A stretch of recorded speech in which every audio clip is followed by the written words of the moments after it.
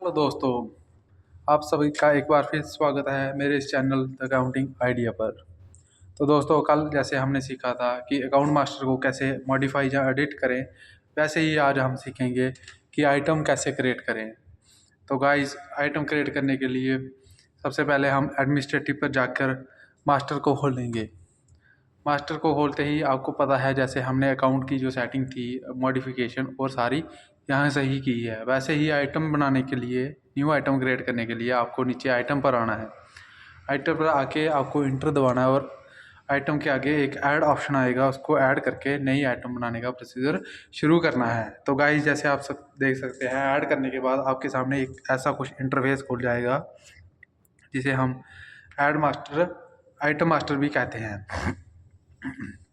तो सबसे पहले गाइज आपको ऊपर की तरफ मिल जाएगा नाम। तो सबसे पहले आपने अपनी आइटम का नाम यहाँ पे टाइप करना है। जैसे हम बनाने जा रहे हैं, जैसे हमारा XYZ ABC कंपनी लिमिटेड है, तो हम जैसे कि हम कोई चीज़, जैसे हम एक मोबाइल फ़ोन बेचेंगे, मतलब कि हमारी जो शॉप है, मान लीजिए कि हमारी जो शॉप है एक मोबाइल फ़ोन की शॉप है, तो हम देखेंगे कि कैसे मोबाइल फ़ोन के लिए लेजर हम एक आइटम बनाएं।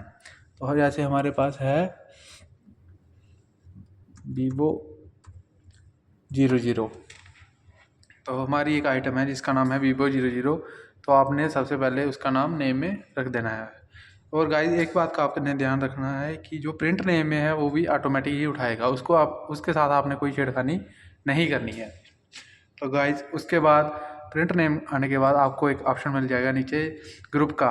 तो इसमें आपने बताना है कि जो हमारी आइटम है वो किस प्रकार की आइटम है, मतलब कि हमारी जो खर्चा है या क्या है। तो हमारी ये जनरल आइटम है, मतलब हम इसको बेचेंगे और ख़रीदेंगे, इसलिए हम इसको जनरल में रखेंगे। तो आपने यहाँ पे जनरल सेलेक्ट करके इसको इंटर कर देना है। उसके बाद आपको पूछेगा कि मेन यूनिट डिटेल, आप इसको कैसे बेचोगे, बॉक्स में बेचोगे, पीसेस में बेचोगे, या बॉक्स के अंदर जो पीस है वैसे ही। तो हमारा ये पीस में बिकता है, एक पीस आपने भी ख़रीदा होगा, तो मोबाइल फ़ोन एक पीस के हिसाब से बिकता है।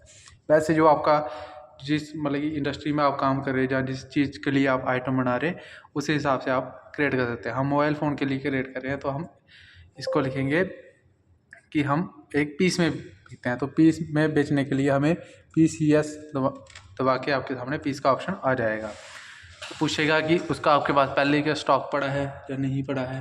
हमारे पास 00 है, क्योंकि हमने ही नया एक काम शुरू कर रहे हैं, तो उसके लिए आप ऐसे क्रिएट कर सकते हो। उसके बाद ये पूछेगा टैक्स कैटेगरी, जो मतलब जो आप आइटम बना रहे हो वो किस टैक्स कैटेगरी में फॉल करती है।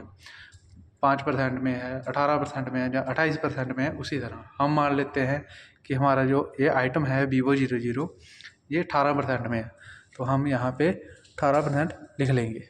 तो ये पूछेगा कि आगे आपकी जो 18% है वो सर्विसेज में है या GST में है, मतलब कि वो आइटम है जहाँ आप किसी को सर्विस दे रहे हो। जैसे कि हमने कोई, जैसे हमारा कोई कॉन्ट्रैक्टर है या लेबर सप्लायर है, वो उसके लिए ये सर्विस गिनी जाएगी, क्योंकि वो सर्विस दे रहा है।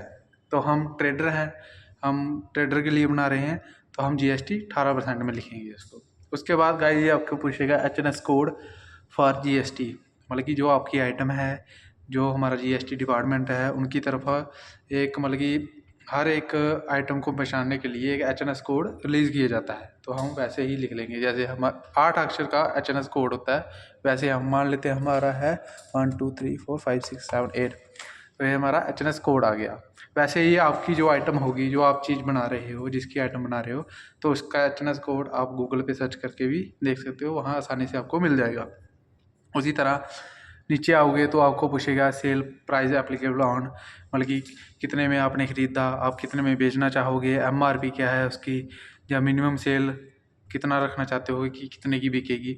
तो आप ये चीज़ें सेट कर सकते हो कि जैसे आपने कल सेल का बिल काटोगे, जब परचेज खरीदोगे, तो वो आपको पहले ही इंडिकेट कर देगी कि इस तरह से, मतलब कि आपने ये सेटिंग की है, इसके ऊपर आप नहीं खरीद सकते या इसके ऊपर आप नहीं बेच सकते, या इससे नीचे आपने नहीं बेचना है, तो ऐसे इंडिकेट कर सकते हैं। ये भी ऑप्शन इसमें आपको मिल जाता है। उसके बाद आपको ये पूछेगा कि जो आप सेल कर रहे हो वो टैक्स के साथ कर रहे हो या बिना टैक्स के कर रहे हो। तो मैं आप, जो मेरी सेल है वो बिना टैक्स की है, तो मैं एन कर देता हूँ, यहाँ पे नो कर देता हूँ। आपकी है तो आप यस कर देना। वैसे ही सेम ऑप्शन आपने वैसे ही रहने देने हैं। इधर आपको पूछेगा कि डिस्काउंट एंड मार्कअप डिटेल, मतलब कि जो आप परचेज़ कर रहे हो, जहाँ सेल कर रहे हो, उस पर डिस्काउंट दे रहे हो या नहीं दे रहे हो। कई आइटमें होती हैं, जैसे मेरे पास एक आइटम है ऐसे Vivo 001, तो उस पर हम मतलब कि 10 से 12% का डिस्काउंट चला के ही रखते हैं।